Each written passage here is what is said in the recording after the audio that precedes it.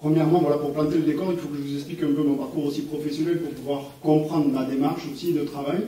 Donc de formation, en effet, je suis diététicien. Ensuite, je me suis intéressé donc à la nutrition du sport au niveau, je suis allé à la Pitié-Salpêtrière à Paris et j'ai fait le DU sport au niveau avec Gilbert Pérez.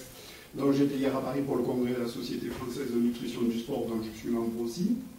Ensuite, je me suis formé au trouble des conduites alimentaires de l'hôpital Sainte-Anne à Paris.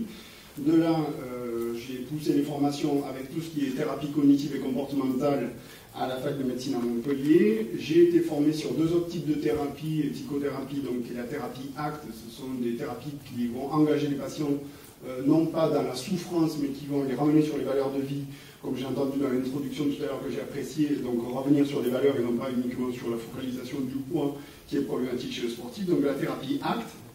J'ai été formé aussi à l'entretien motivationnel et à l'éducation thérapeutique chez le patient.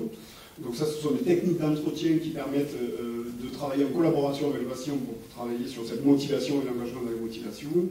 La remédiation cognitive à Londres sur le traitement de l'anorexie mentale chez l'adolescente. Et je fais partie au niveau associatif du conseil d'administration de l'association nationale pour les approches spécialisées dans les troubles des conduites alimentaires, dont nous organisons l'année prochaine la première journée nationale pour venir en aide aux personnes qui souffrent de troubles alimentaires.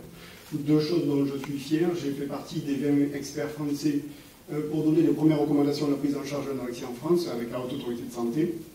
Je vous présenterai rapidement nos travaux.